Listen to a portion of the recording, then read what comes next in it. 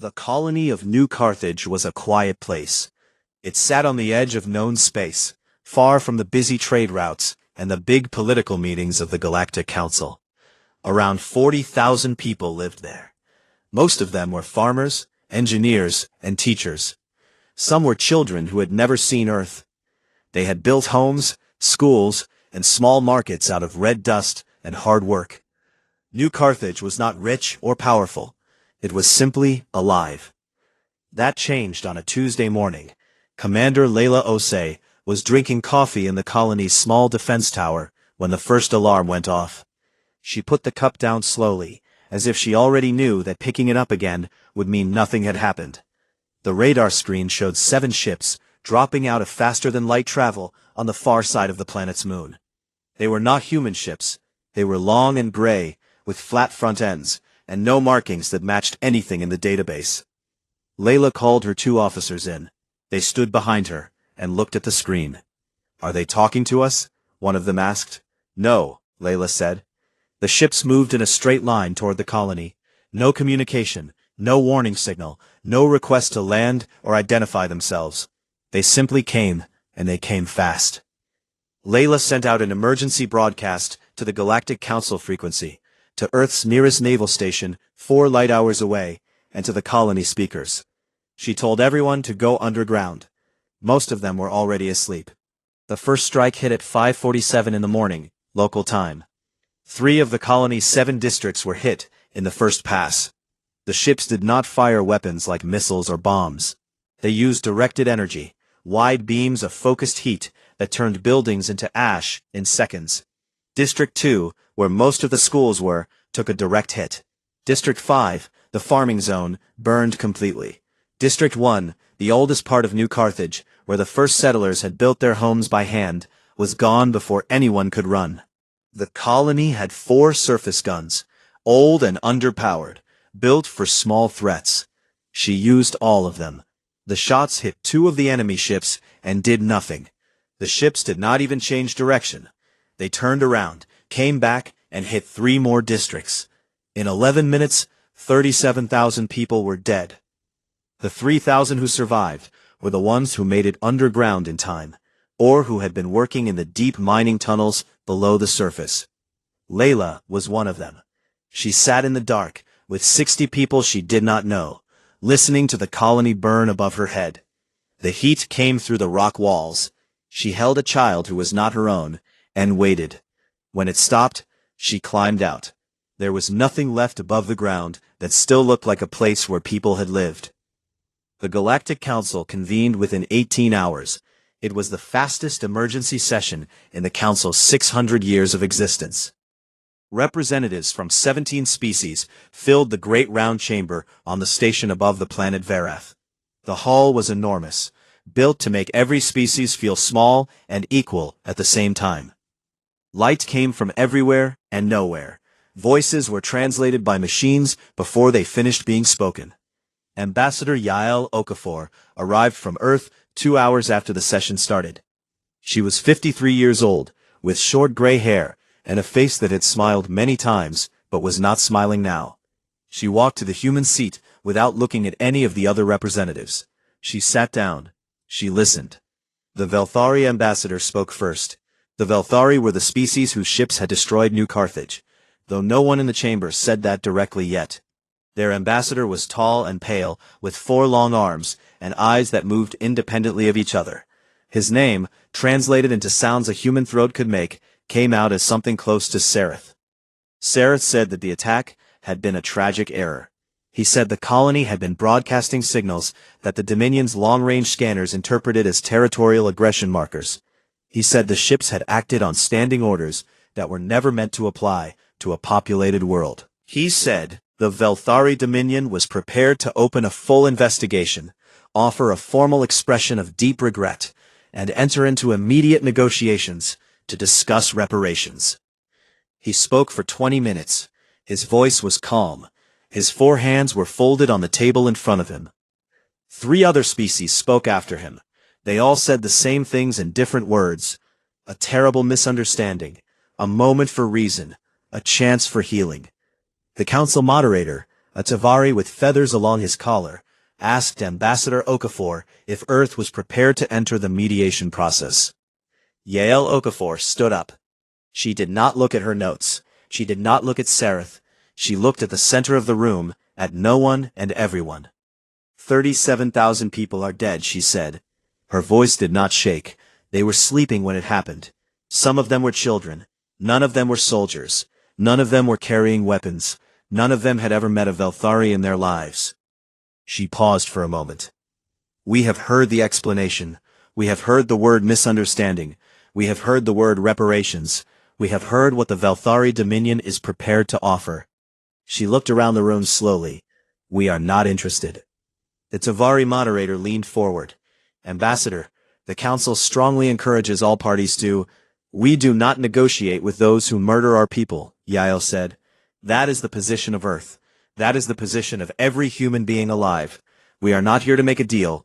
We are here to inform you of what will happen next. She picked up her small case and stepped back from the podium. Earth will respond to this attack. We will not ask for permission. We will not submit a timeline to the Council for review. We will respond. If you want to know what that looks like, watch. She walked out of the chamber. For a long moment, no one spoke.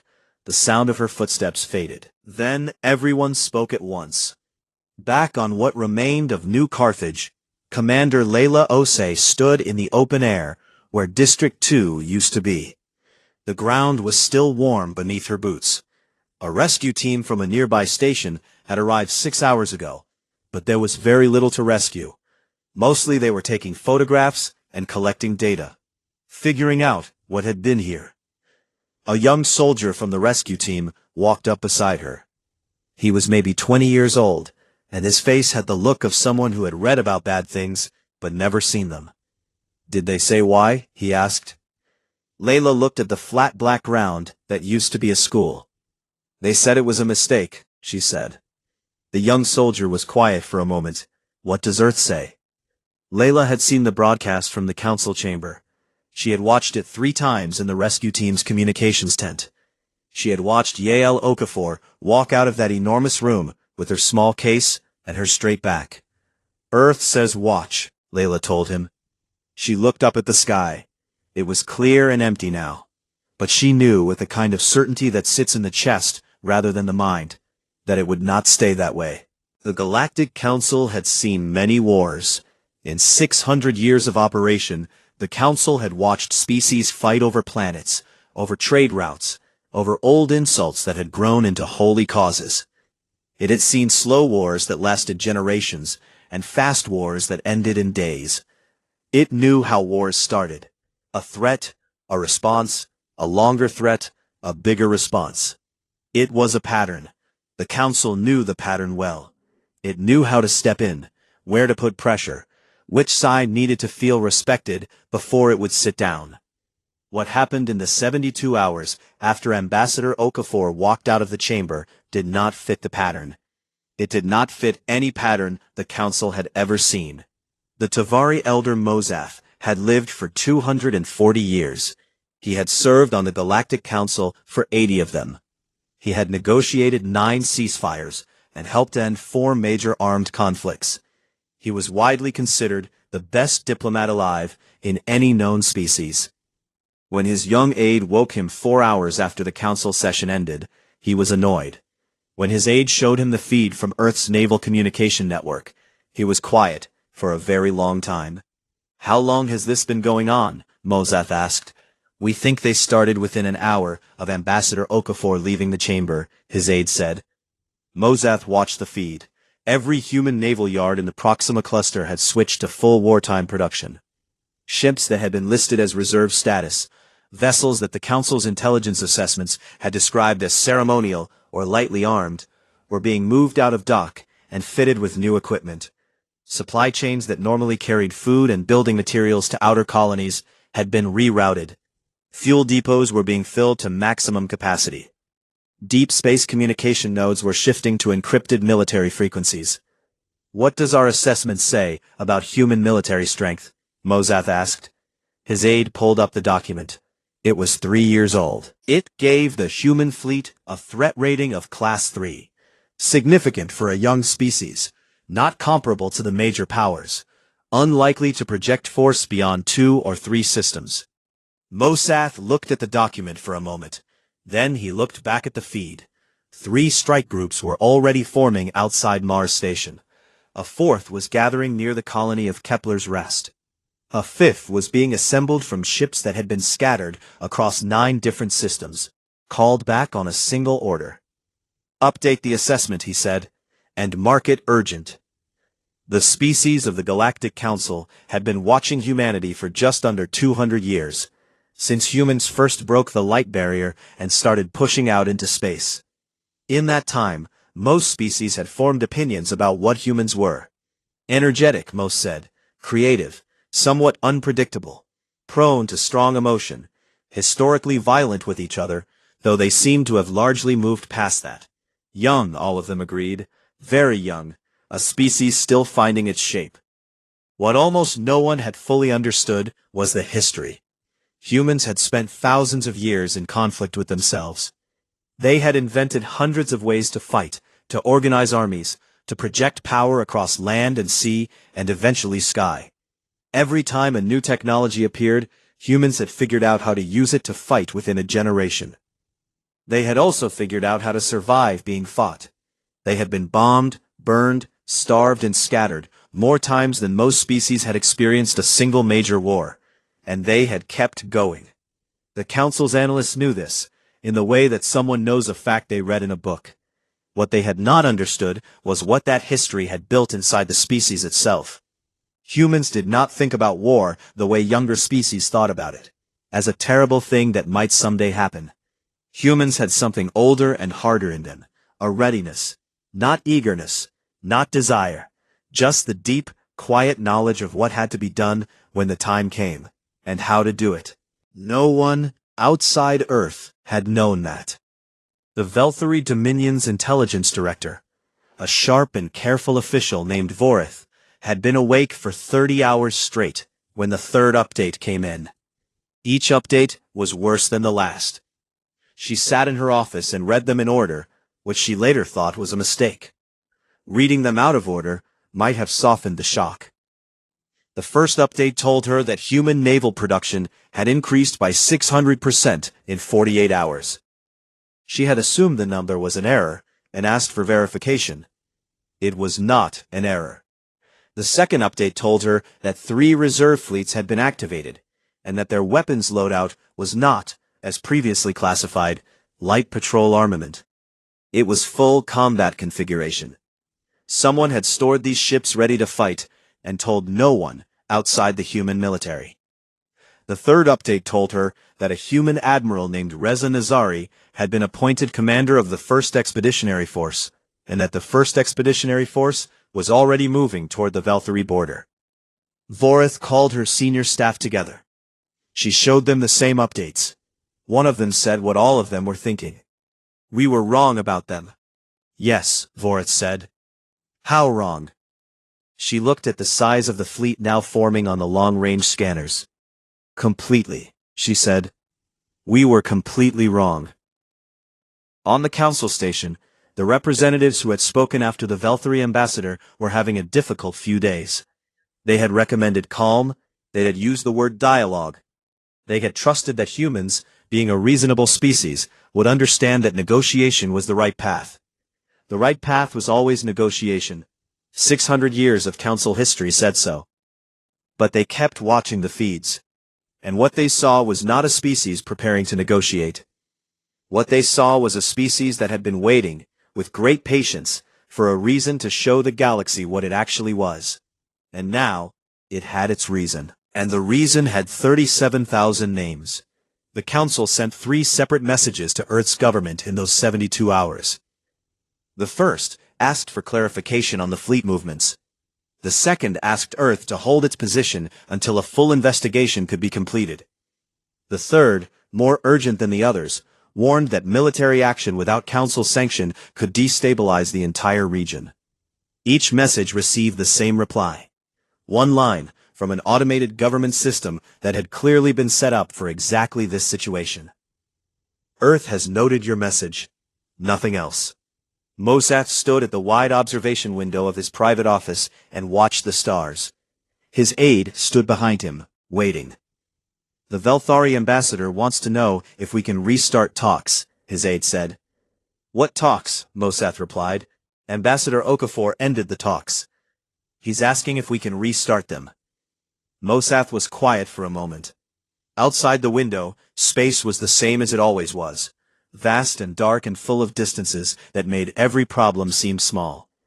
Except some problems were not small. Some problems were exactly as large as they looked.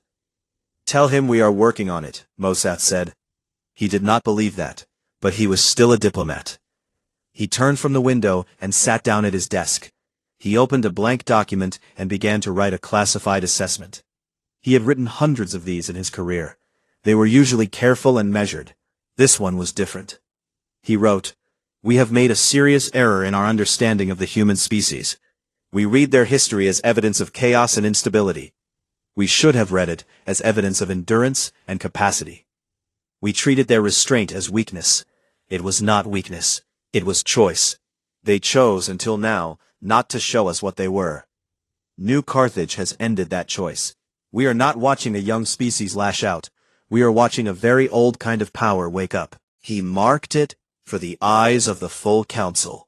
Then he looked at the fleet movements again, at the numbers and the distances and the speed, and he thought about what came next. Admiral Reza Nazari had never wanted to be famous.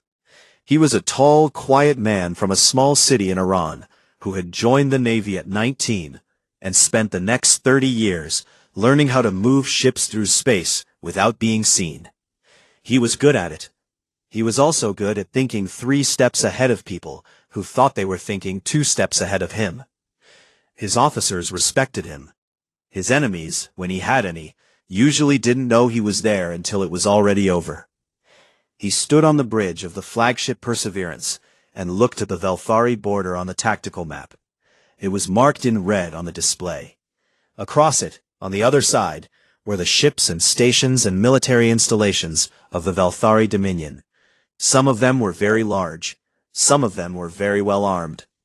He was not afraid of them. He was simply thinking. "Sir," said Lieutenant Commander Amara Park, his tactical officer, "the Council has transmitted another message. They are asking us to hold position and await further diplomatic guidance." "Log it," Nazari said. "Should we respond?" "Log it," he said again. He looked at the map for another minute. Then he said, "Take us across. The galaxy expected blood. Not just the Council, but every species that had been watching the feed, every intelligence analyst who had been tracking the fleet's movements, every journalist on every world that had picked up the story. They expected humans to cross the border and burn everything they could reach. That was what a species that refused to negotiate was supposed to do. That was the logic of anger. You hit back harder than you were hit. You made the pain stop by making a bigger pain somewhere else." The first expeditionary force crossed the Velthari border at 0300 hours, ship time. The first target was the Velthari military shipyard at Korath Station. It was one of the largest shipyards in the Dominion, capable of building and housing over 300 warships at a time. The attack lasted 40 minutes. When it was over, every ship in dock had been destroyed. Every construction crane had been reduced to scrap, and every weapon storage facility had been hit with precision charges that left nothing functional. The worker housing blocks, the medical center, the civilian transit hub on the station's south side, untouched. Every one of them. The Galactic Council observers who had been watching the feed could not believe what they were seeing. They called their analysts. They asked for confirmation. The confirmation came back clean. The humans had gone out of their way to avoid hitting anything that was not a direct military asset. "This is intentional," one analyst wrote in a message that got widely shared across the Council network. "This is not restraint born from weakness or lack of opportunity. They are doing this on purpose." Admiral Nazari had given his captains a document before they crossed the border. It was 4 pages long. It was called the Target Doctrine. The first page said in plain language, "We are not here to conquer. We are not here to occupy. We are not here to punish civilians for the decisions of their leaders. We are here to destroy the capacity of the Velthari Dominion to make war, nothing else. The second page listed the target categories: military shipyards, command stations, weapons production facilities, ammunition depots, long-range weapons platforms, active warships. The third page listed what was never to be touched under any circumstances: civilian housing, medical facilities, food production or distribution infrastructure, water systems, schools, any structure whose primary purpose was not military. The fourth page had one sentence on it: every action we take in this campaign is being recorded and will be submitted to the Galactic Council in full. We have nothing to hide and no apologies to make. On the third day, the Velthari attempted a counter-offensive. They sent 2 battle groups, 46 ships total, to intercept the Perseverance and its escort fleet near the border system of Veth Karis. Under normal circumstances, against most species they had fought, it would have been enough. The battle lasted 2 hours and 50 minutes. When it ended, 31 Velthari ships had been destroyed and 12 had been disabled. 3 had managed to retreat. The human fleet lost 1 ship, a frigate called the Steadfast, hit by a weapons burst from 2 directions at once.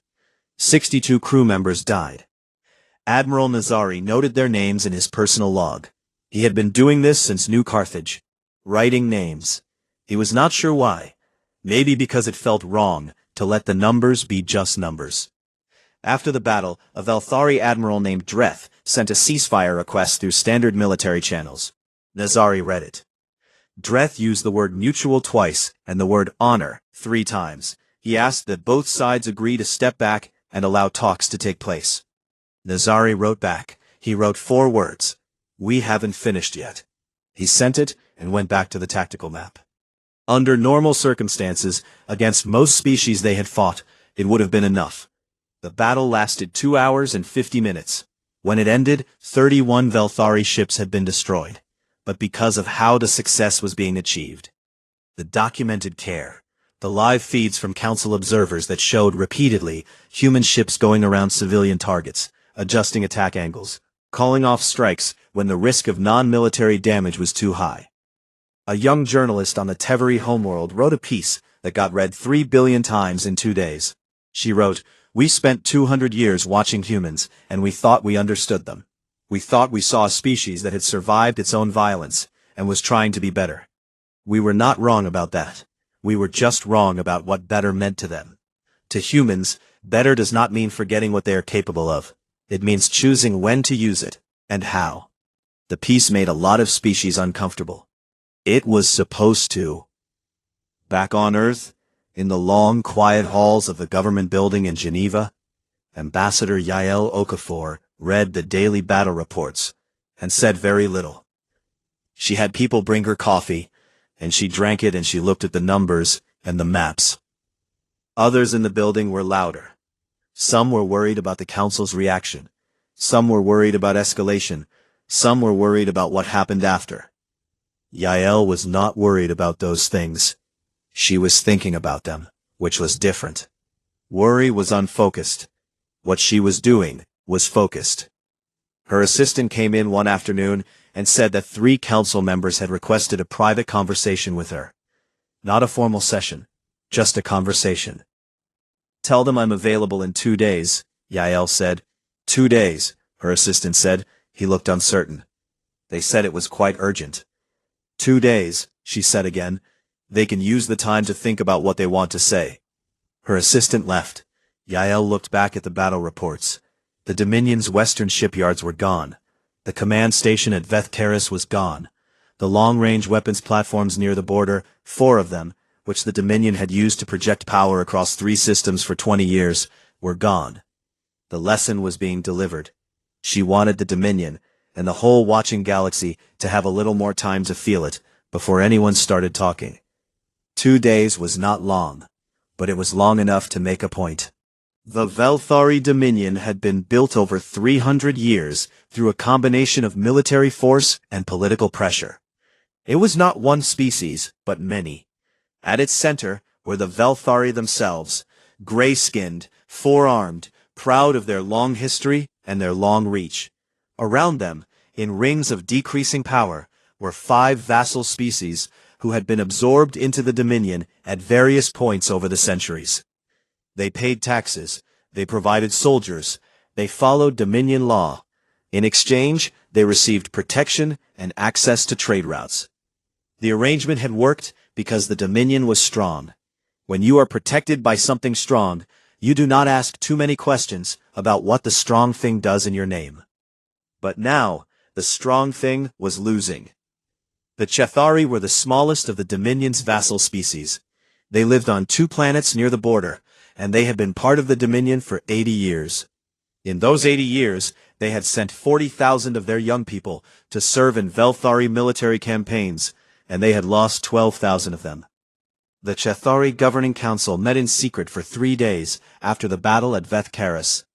They had watched the human fleet's feeds, the same ones the whole galaxy was watching. They had seen what humanity was targeting and what it was leaving alone. They had done quiet calculations. The Dominion's western shipyards, gone. The command stations, gone. The border weapons platforms, gone. The things that had made the Dominion feel like protection, gone or going. On the 4th day, the Chethari Governing Council sent a message directly to the Galactic Council, bypassing Dominion channels entirely. The message said that the Chethari wished to formally declare their neutrality in the current conflict, that they considered themselves no longer bound by Dominion military obligations, and that they were requesting independent recognition under the Council's membership framework. 2 other vassal species sent similar messages within the week. The Dominion's leadership reacted with fury and threats. No one was particularly afraid of Velthari threats right now. Inside the Dominion itself, the fractures were worse. The Velthari War Council had 9 members. They had been the ones who authorized the strike on New Carthage. They had done it because their long-range intelligence had flagged the colony as a forward observation post, a report that had turned out to be wrong, generated by a mid-level analyst who had misread the colony's communication signals. The analyst had been arrested, but the 9 members of the War Council had given the order, and they were still free, and they were not in agreement about what to do next. 4 of them wanted to escalate. They believed that backing down would destroy the Dominion's reputation permanently. They argued that the human fleet was overextended, that a full mobilization of Dominion forces could overwhelm it, that the right move was to push back hard and make humanity pay a cost that made further attacks unattractive.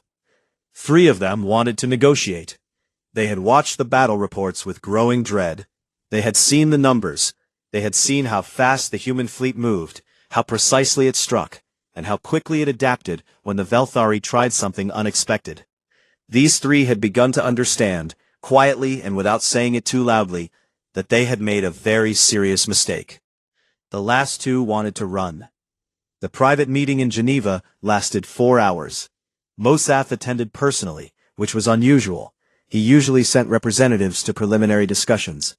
The fact that he came himself told Yale something. She served him tea, which he drank with 2 of his 4 hands, and she sat across from him and waited. He made his case carefully. He was good at making cases carefully. It was the work of a lifetime. He laid out what he called a path to resolution. The Dominion had agreed, in principle, to significant reparations. A formal apology at the full council session was possible. An independent investigation into the attack, with council observers, could be arranged. These were, Mosath said gently, meaningful concessions. These were the things that normally ended conflicts. She took no notes. She drank her tea. When Mosath finished, she set down her cup. "I understand what you are offering," she said. "I want you to understand that it is not what we are asking for." Mosath was quiet. "We are asking for 4 things," Yael said. "Specifically 4. First, the 4 members of the Velthari War Council who gave the direct order for the strike on New Carthage are to be handed to a neutral tribunal. Not a Dominion tribunal, not a council-mediated review. A tribunal with real authority to try, convict, and sentence. Second, the Dominion formally acknowledges, in public and in full, that the strike was not a misunderstanding and was not an error. It was an illegal military attack on a civilian population. Third, the Dominion funds the complete rebuilding of New Carthage to full capacity, without conditions. Fourth, an independent monitoring body, with council oversight and human representation, is established to audit Dominion military activities for a period of no less than 20 years. She paused. When those four things are agreed to, and when the four members of the War Council are in custody, we will discuss a permanent end to military operations. Not before. Mosath looked at her for a long time. His eyes, which moved independently of each other, were both looking at her now. That was unusual. It meant his full attention. The surrender of sitting government officials to an external tribunal, he said carefully, is without precedent. Yes, Yael said. A lot of what has happened recently is without precedent. The news of what Earth was demanding reached the Velthari War Council within hours. The four members who had wanted to escalate were now the loudest voices in the room. They called it an insult. They called it a violation of sovereignty. They called it the behavior of the species that had no respect for the order of the galaxy. The three who had wanted to negotiate were very quiet now. They had been doing private mathematics for several days. The mathematics said that the Dominion had lost, in 10 days of fighting, more military capacity than it had lost in the previous 50 years. The mathematics said that the human fleet was still moving. The mathematics said that the War Council's options were narrowing. One of those three made a decision in the middle of the night. His name was Varen, and he was old, and he had spent 30 years in the Dominion's military before joining the Council. He made a call to a contact in the Galactic Council's back-channel network. He said that he was prepared to cooperate. He did not say with what. He did not need to. Everyone understood. Commander Layla Osei had been reassigned from New Carthage to a desk in the Navy's After-Action Review Office on Kepler's Rest. She was supposed to be writing reports. She spent a lot of time watching the news feeds instead. She watched the Chitauri Declaration. She watched the diplomatic meetings. She watched the growing cracks in the Dominion, spreading like ice breaking in a spring river. She thought about the school in District 2. She thought about the child she had held in the dark while the ground above them burned. She had learned later that the child's name was Petra, and that Petra had found her mother and her father were both gone, and that she was now living with an aunt on a station near Jupiter. Layla was not a political person. She did not follow Galactic Council procedure or understand all the layers of what was happening between Earth and the Dominion. But she understood one thing clearly. She had watched Ambassador Okafor's words spread across the galaxy. She had watched the fleet move. She had watched the Dominion shake. There was going to be an answer. Not a deal, not a compromise, an answer. She went back to her reports. She wrote them carefully, accurately, and without leaving anything out. It felt like the right thing to do. History should know exactly what happened here. The first two members of the Velthari War Council were handed over by Varen, the old soldier who had made his quiet call in the middle of the night. He arranged it carefully, using back channels that had taken him weeks to map. He moved the two officials, a general named Kathos and a policy director named Shen, from their secured residences to a neutral station on the edge of Dominion space. He used a private transport and 3 people he trusted. The Velthari Dominion's internal security found out 3 days later and called it treason. Varen was in protective custody with the Galactic Council by then and did not seem to care what they called it. The other 2 members of the War Council were harder. One of them, a military logistics officer named Pyrith, had gone into hiding inside the Dominion the moment Earth's 4 demands became public. He was smart and careful, and he had connections. He moved every 48 hours. His location was classified inside the Dominion's own security apparatus, and very few people knew where he was at any given time. Human special forces found him anyway. The operation took 11 days to plan and 6 minutes to execute. A team of 8 people, moving in a ship that looked like a routine maintenance vessel, landed at a small station in the Outer Dominion on a Tuesday afternoon. They were in and out before the station's security forces understood what had happened. Pyrith was aboard the Perseverance by midnight. Admiral Nazari noted the time in his log.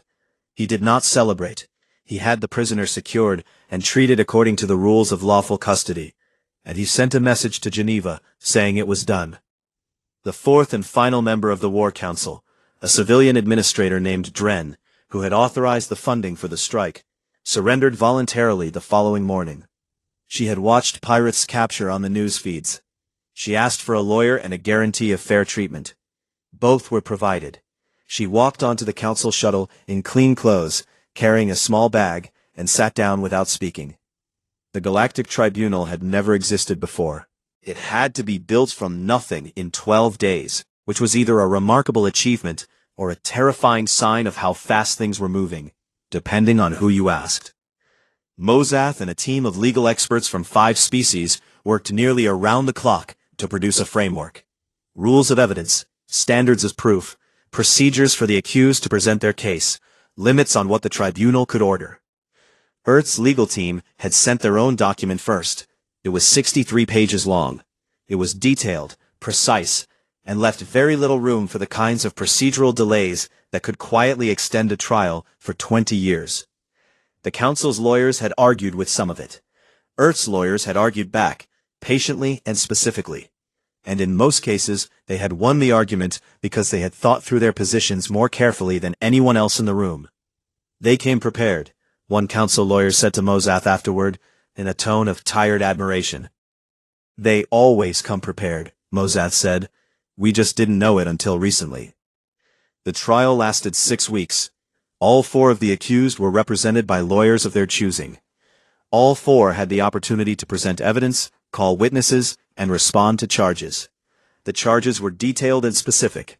The unlawful, deliberate attack on a civilian population, the knowing use of lethal force against non-combatants, the failure to issue any warning or attempt any communication before the strike, and the deaths of 37,000 named individuals, each of whose names was entered into the trial record.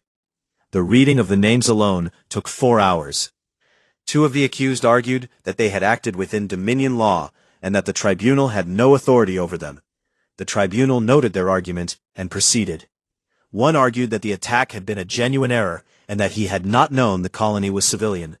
The evidence showed that the Dominion's intelligence had flagged the colony as civilian 2 weeks before the strike, and that the flag had been seen and signed by 3 of the 4. One said nothing at all, and let her lawyers speak for her. The verdicts came on the 41st day. All 4 were found guilty. The sentences were not death. Earth had not asked for death.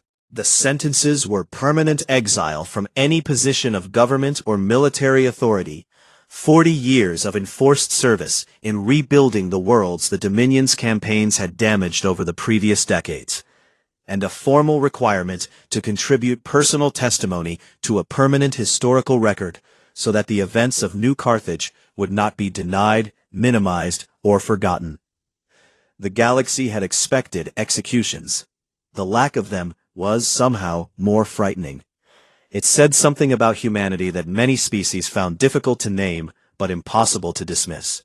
3 days after the verdict, Admiral Nazari gave the order to withdraw. The first expeditionary force turned around and went home. No ceremony, no victory parade, no speech.